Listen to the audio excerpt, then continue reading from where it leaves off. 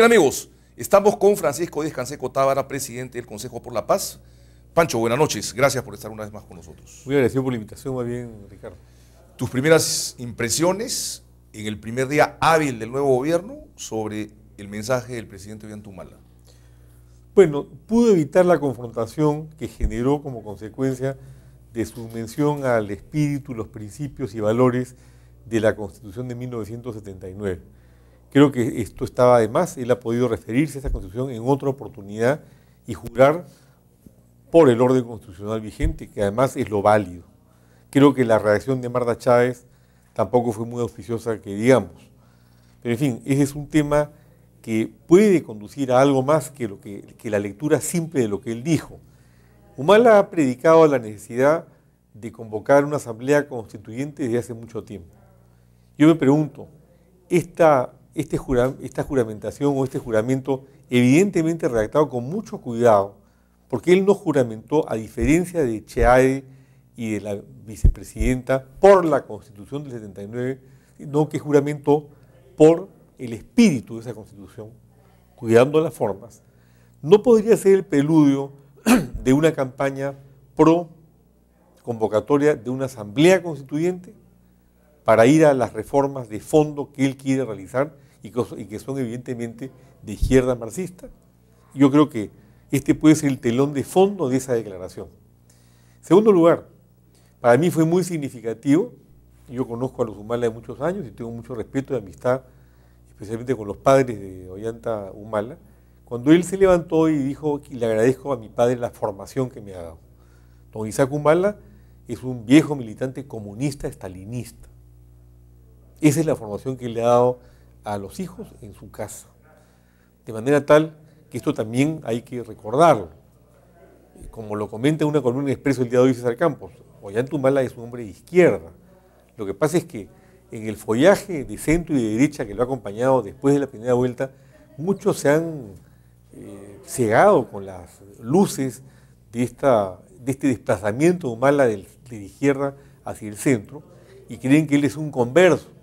Yo no creo que él sea un converso, yo creo que él ha actuado con estrategia política. Él no hubiera llegado al poder si se quedaba en la izquierda. Él tenía que desplazarse por lo menos formalmente hacia el centro para poder llegar al poder. El tema es, un hombre con esa formación, un hombre con esas convicciones, que son perfectamente válidas y que además llega al poder, ¿va a mantenerse dentro de las luces de repente artificiales del centro y de la derecha?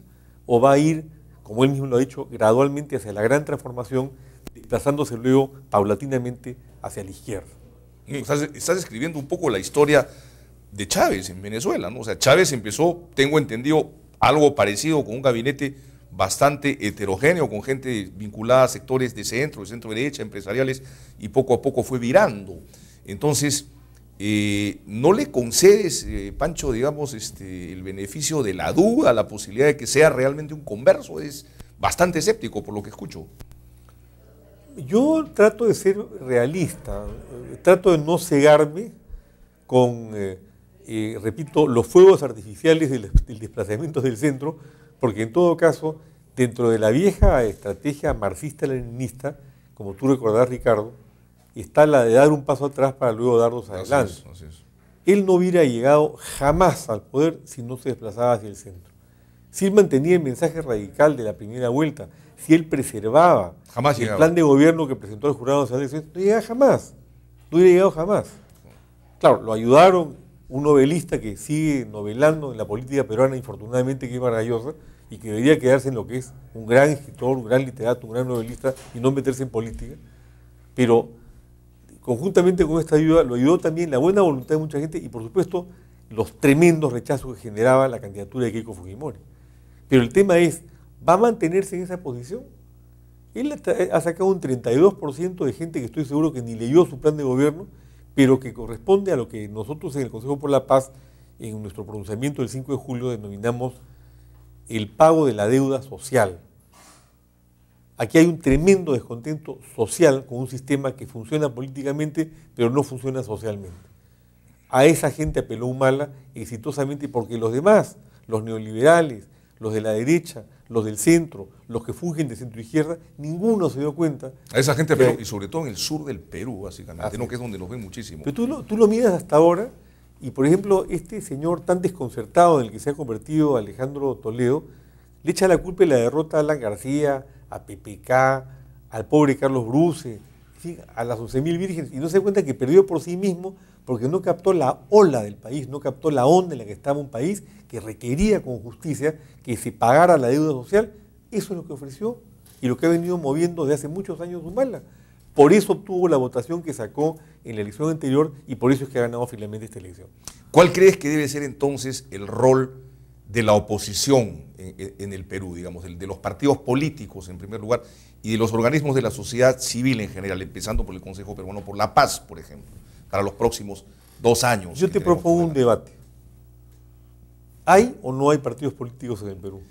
Es una pregunta evidentemente que lo arrincona a uno, ¿no? O sea, los partidos políticos están casi desapareciendo, ¿no? Lamentablemente, salvo el APRA, que bueno, que tiene una representación parlamentaria mínima, Acción Popular que supera por 2, creo, al APRA en este momento, y el PPC, que más o menos podría llamarse partidos políticos, el resto pues no existe. Entonces, pero digamos, es importante que se fortalezcan y que existan. Aparte de eso, el tema central es que en realidad son maquinarias electorales. Un partido político no actúa solamente para ganar elecciones. Un partido político es una forma de pensar, es una manera de plantear ideas, es una opción para desarrollar programas y soluciones a los problemas del país. Es una escuela de civismo. Un partido político implica muchísimas cosas que no se encarna hoy día en ningún partido político del Perú. Entonces, yo creo que también es parte del problema. Lo vimos en el 90 cuando apareció Fujimori de la nada, y lo hemos visto después cuando Fujimori ha tenido la osadía de tener 4 o 5 partidos. Bueno, ahora que luego 2011 ha tenido ¿cuántos partidos? Que los va escribiendo sucesivamente y reemplazan unos a los otros según las coyunturas y las circunstancias. Me hace señas, Pancho, por favor, vamos a 2 cortes comerciales y continuamos. Estamos con Francisco Isgancejo del Consejo Peruano por la Paz.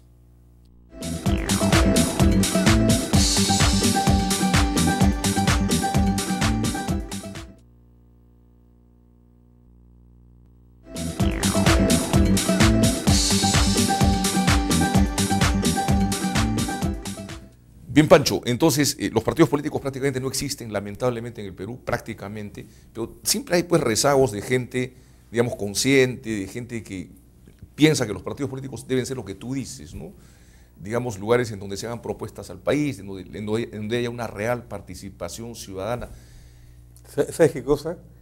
Lugares donde hayan valores, ¿no? Donde haya ética, donde haya moral, donde haya amor por el Perú, donde existan políticos, como dice Duvalier, no aquellos que viven de la política, sino aquellos que viven para la política. Eso ya no lo encuentras, infortunadamente. Así es. Entonces, el tema es, sobre esa base, ¿cómo mantienes tú una democracia cuando el pueblo se da cuenta de lo que está pasando? Y encima, si el presidente electo, digamos, en su discurso, ese tema de promover la institucionalidad y dentro de ella los partidos políticos es totalmente soslayado, ¿no? Absolutamente soslayado. Pues estamos fritos. Bueno, no estamos fritos, porque yo sí creo que hay grandes corrientes en el Perú de gente que te las encuentras en las calles, que puedes conversar con ellos en todas las provincias del Perú, que están conscientes de la necesidad de recuperar una institucionalidad perdida, de reformular un sistema político para que funcione políticamente y también socialmente. Y esto significa, ¿qué cosa? Reformular un sistema dentro del contexto por la democracia, por la plena vigencia de las libertades públicas, por la defensa de la libertad de expresión. En fin, todos estos valores cívicos que nos amparan, que permiten, por ejemplo, que un personaje izquierda marxista como Ollanta Humala llegue al poder, democráticamente porque votan por él, pero no permitir que en el Perú se aplique lo que yo llamo la nueva técnica del golpe de Estado, la aplicada por Chávez en Venezuela, la aplicada por Correa en Ecuador, la que intentó aplicar Zelaya en Honduras y lo pararon felizmente a tiempo. O sea, utilizando los recursos, las herramientas de la democracia, das el golpe de Estado amparado por la Constitución, amparado por el pueblo, amparado por el respaldo popular, para convertirte en un autócrata, en un dictador, y para conducir, en el caso de Chávez o de sus atláteres latinoamericanos, a estos países a lo que ellos denominan el socialismo del siglo XXI. Haciendo uso y abuso del poder, ¿no? Un arma muy conocida por las dictaduras. Esta barbaridad que ha hecho Rafael Correa hace unos días en Ecuador, meterle una multa de 40 millones de dólares a su periódico, con un juez Cecilio Benal que soltó su resolución de 72 páginas y la redactó en 2 días. Por favor, es una cosa evidente la manipulación, ¿no es cierto? De acuerdo. El tiempo corre, quería preguntarte, el Consejo Económico Social propuesto por Humala. Una vieja idea de tú como a eso quería llegar, pero antes de que te me adelantes, tú como digamos, hallista, porque creo que tu vinculación y tu admiración por Haya La Torre persiste, ¿no es cierto? Bueno, no es una vinculación, la vinculación que yo tuve con Haya fue esencialmente de orden personal. O sea, es que yo soy hijo político, mi madre se casó en segundas nupcias con don Manuel Sebane, el Cachorro, legendario líder del APRA, un hombre de una ética a toda prueba, que fue mi padre político, en buena cuenta. Entonces yo soy más bien sebanista, si tú quieres, desde ese punto de vista. Y conocí a Haya La Torre en mi casa, se quedó 3 meses viviendo en casa cuando Manolo estaba embajador en Holanda, yo tenía 13, 14 años, y entablé con él una gran amistad y por supuesto le profesé siempre una enorme admiración. Un hombre brillante, un político al estilo de Duverier, que no vivía sino vivía para la política. Absolutamente austero, ¿no? De una austeridad total. ¿No? Y yo recuerdo mucho una anécdota sobre eso que te la puedo contar después si quieres, en torno a la honestidad de La Torre, y algunas anécdotas de Sebane también. Yo bebí de esas fuentes y mantengo mi vinculación en el tiempo, lo cual no quiere decir que tenga ligación alguna con el partido aprista. No, correcto, no. Me refería más a las personalidades, ¿no? Y en ese sentido, por ejemplo, una de las ideas fundamentales de Haya era el Consejo, tenía otro nombre, ¿no? El Congreso Económico Social. Congreso Económico Social. Que viene a ser algo parecido. A lo que está planteando Humala. Inspirado, dice Humala, en el Acuerdo Nacional, además, ¿no? Eso es lo que dijo Humala en el discurso. ¿Qué opinas de eso? El Acuerdo Nacional lo inventaron los rojos en la época de Toledo y lo poblaron de una serie de entidades que no tenían mayor representatividad. Yo me acuerdo que estaba, por ejemplo, el Frente de Defensa de los Intereses Regionales, que no existía. La Mesa de Concertación de la Pobreza, que es un organismo estatal. Recién después se han incorporado unos partidos políticos, pero el grueso de las instituciones más representativas de la sociedad peruana no están representadas en el Acuerdo Nacional. Es un acuerdo manejado esencialmente por políticos y que además no ha servido para que se cumpla una sola de sus políticas de Estado. Entonces yo creo que el Acuerdo Nacional debería ser, en todo caso, reemplazado por la entidad que propone Humala. Me parece una buena idea, donde él dice que en forma tripartita tienen que estar empresarios, trabajadores, miembros de la sociedad civil. ¿Te parece una buena pero idea? Ojalá que esto no sea manipulado políticamente como se manipuló el Acuerdo Nacional, que fue una iniciativa buena inicialmente, distorsionada por el manejo hecho por la izquierda caviar en el seno del gobierno de Toledo.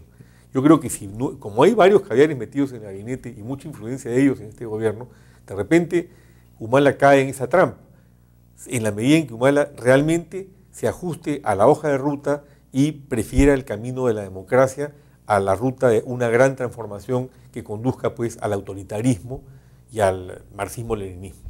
Yo creo que esa es la disyuntiva frente a la que él se encuentra. Yo soy escéptico, pero no pierdo la esperanza como peruano de que enderece rumbos o que si ha enderezado los rumbos mantenga ese camino en el contexto de una cosa que nosotros hemos dicho en nuestro pronunciamiento. Pagar la deuda social no implica desviarse de la democracia, es todo lo contrario, es ahondar una democracia real y efectiva, una democracia respetuosa de las libertades públicas a través del pago de la deuda social, que espero que también cumpla Humala en esa dirección. De acuerdo. Pancho, yo quería ahora conversar contigo de un tema que quedó pendiente la semana pasada que conversamos, que es importante porque tú lo conoces muy a fondo, y es un tema que va a dar mucho que hablar seguramente en los próximos meses y en los próximos 2 años, sin ninguna duda, ¿no? Que son los potenciales conflictos sociales que se avecinan. Y antes que hables y comentes sobre esto, quisiera que nos cuentes la experiencia que hubo con 1 millón de euros de la Comunidad Europea, ¿no es cierto?, que estaban a disposición del Estado peruano para fortalecer, digamos, las unidades de solución de conflictos en el país y que no fueron bien utilizados. Mira, nosotros dialogamos con la representación de la Unión Europea ya por el 2006 a raíz de un proyecto que ellos tenían, que ya lo habían iniciado en Bolivia antes, para promover la instalación de una unidad de prevención de conflictos. Y les dijimos que en nuestra opinión esta unidad tenía que ser establecida por el gobierno, en este caso el nuevo gobierno que presidió García hasta hace algunos días, y que el Consejo por la Paz podía actuar apoyando, pero no como la entidad que manejara directamente la unidad de prevención de conflictos, por una razón muy sencilla, porque esta es una responsabilidad del Estado, donde nosotros podemos apoyar subsidiariamente.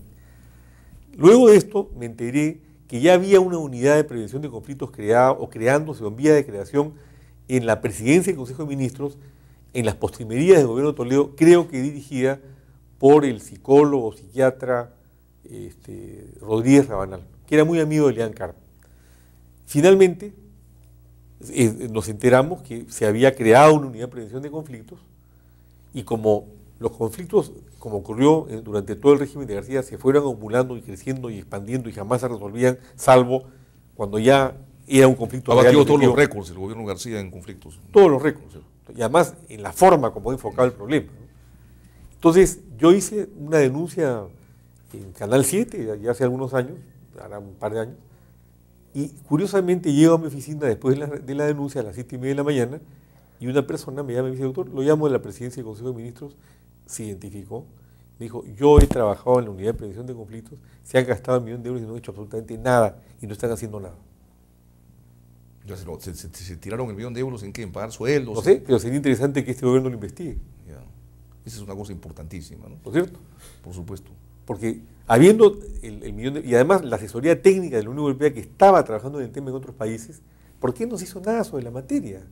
O sea, ¿qué es lo que pensaron? Yo nunca entenderé, teniendo todas las herramientas, todos los elementos para poder prevenir los conflictos, que es un hecho fundamental, es algo esencial en un país como el nuestro, que tiene 40 culturas, que tiene tanta capacidad conflictiva y en el que además la extrema izquierda se ha apoderado del tema socioambiental, generando, por supuesto, apoyando definitivamente la mayor parte de los conflictos existentes. ¿Cómo es posible que el gobierno de García Pérez no ha hecho absolutamente nada sobre la materia? Porque no hizo nada. ¿Y en qué se gastó $1 millón? Vamos a unos cortes comerciales, Pancho Díaz Canseco, y regresamos para seguir conversando este tema. Volvemos. Estamos con Francisco Díaz Canseco del Consejo Peruano por la Paz.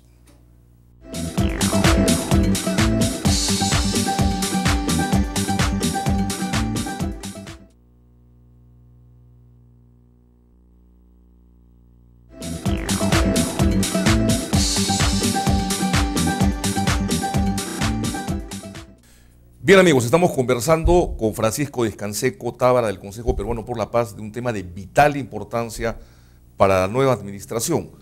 La posibilidad, yo diría casi real en muchos casos, de que se desarrollen una serie de conflictos potenciales que podrían ocurrir en el país en los próximos meses, y no lo decimos con ánimo de asustar, sino que es una realidad lamentable, y para combatir estos potenciales conflictos es necesario tener pues unidades solucionadoras de conflictos, negociadoras de conflictos preparadas, capacitadas, con recursos materiales, económicos, y conversábamos con Francisco que en el 2006 hubo más de €1 millón a disposición del Estado peruano para fortalecer esta institución y que simple y llanamente se desconoce qué destino tuvo ese dinero. No, sí se conoce. A mí la información que se me proporcionó es que se había gastado en planilla. Imagínate. Pero que no se había hecho, bueno, es evidente, no hubo ningún resultado. Jamás previó un conflicto este gobierno y por el contrario, cuando se han desatado los conflictos, tú ves que ya lo de Tía María fue el colmo, ¿no? O sea, llegaron al extremo, cancelaron el proyecto, alegremente. ¿Qué clase de gobierno es este? Y luego a García le preguntan que cómo es posible que se haya incrementado el gasto público o la inversión pública sin licitación de 500 a 2.500 millones de soles entre el 2008 y el 2011 mediante decretos de urgencia. Dijo, y él contesta, bueno, pero he gobernado. Es una forma muy alegre de gobernar.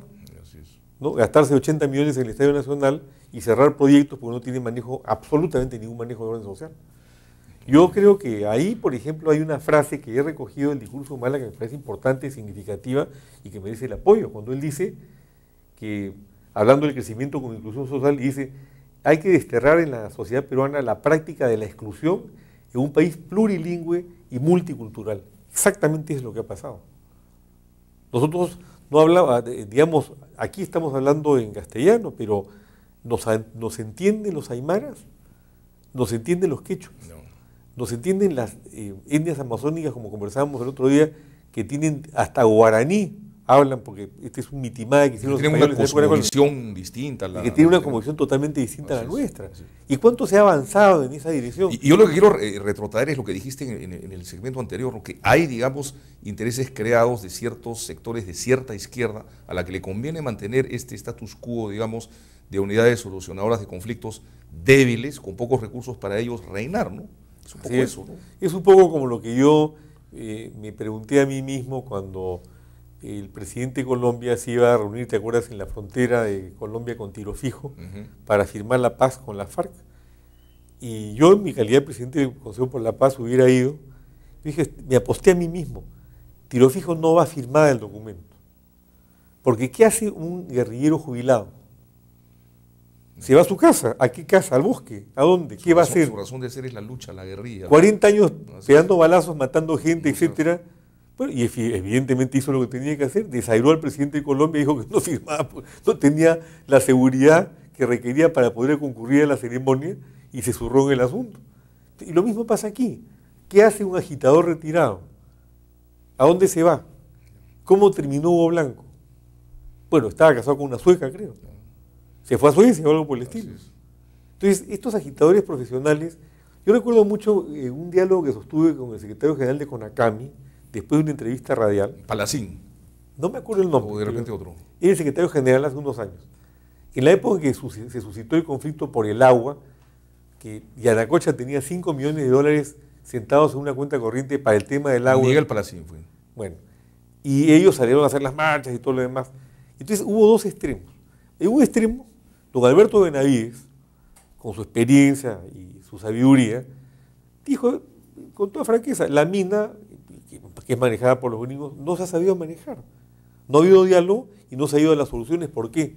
Porque depositan la plata, pero como no hay nadie que ejecute el proyecto, la plata se quedó sentada ahí y terminó el incidente y no se resolvió el problema. Y en el otro lado, como yo le dije, si es Palacín, a Palacín es oportunidad. ¿Ustedes cuánto reciben de Oxfam? $100.000 al año, que es una fundación inglesa manejada por gente de izquierda que promueve estas causas sociales, en algunos casos con justa razón, en otros simplemente manejados por sus operadores locales. Ustedes reciben, les digo, $100.000. Sí me dijo más o menos. ¿Y con eso qué haces? Le dije, sales a la calle, armas una marcha, y los que van en la marcha después regresan a su casita a tomar su tecito porque no les alcanza ni para el pan. Y ahí hay $5 millones para resolver ese problema. ¿Por qué no buscan ustedes técnicos, presentan una propuesta técnica, buscan a los gringos en la mina, les hacen ver en lo que están y echan a caminar una maquinaria creativa, de impulso del trabajo, de solución de los conflictos y de realización de expectativas locales en lo que yo he denominado que son entornos de pobreza agrícola que emergen de enclaves de riqueza minera? Bueno, resultado, tuvimos una larga conversación sobre el tema y ellos siguieron adelante en lo que estaban, porque ese es su negocio, Esa es su vida, porque esa es su agenda, porque ese es su propósito político, porque esas son las cosas que no se han estado mirando adecuadamente en el escenario nacional desde hace muchísimos años y que nos han conducido a las situaciones que tenemos hoy día. Así es. Así es, Francisco. Bueno, tú como presidente del Consejo Peruano por la Paz tienes mucho contacto con infinidad de etnias de la Amazonía, me comentabas, ¿no? Yo creo que sería interesante ir haciendo un poco en los próximos meses una supervisión de cómo se está trabajando en esas zonas. Te comprometo a eso, Pancho. Con mucho gusto, con mucho gusto. Yo creo que, ¿sabes qué cosa? Es muy importante el trabajo que estás haciendo en esa dirección, Ricardo, porque hay mucha desinformación. Hay incomprensión de los diversos sectores, así como hay una percepción, y tú bien has señalado, una cosmovisión completamente diferente por parte de nuestros hermanos de la Amazonía o de nuestros hermanos aymaras o de nuestros hermanos quechuas, lo mismo hay del otro lado. Cuando, como lo comentamos el otro día, hay gente que sale a decir que el tema aymara es simplemente narcotraficantes, delincuentes, gánsteres. No, señor, eso es otra cosmovisión completamente equivocada del problema. Así es. Pancho, muchísimas gracias. En una próxima entrevista yo creo que valdría la pena conversar un poco sobre los autores, los gestores de la solución de estos problemas. Por ejemplo, el premier Lerner, me imagino que sería interesante saber qué piensas de su capacidad gerencial para afrontar estos problemas en el futuro. Lo hablamos en el futuro. No hay Muchas gracias, Pancho Descanseco, muy amable. Amigos, ha sido todo por el día de hoy. Tengan ustedes muy buenas noches. El día miércoles estará con nosotros el doctor Aurelio Ochoa, que formaba parte del equipo de Hora 8 en temas de hidrocarburos, que ahora es presidente del directorio de Perú Petro. estará con nosotros el miércoles y estaremos conversando sobre todo el trabajo que se viene por delante en esa importante empresa de hidrocarburos del Estado peruano, que tiene que ver con los contratos y concesiones de gas, petróleo y otros. Tengan ustedes muy buenas noches.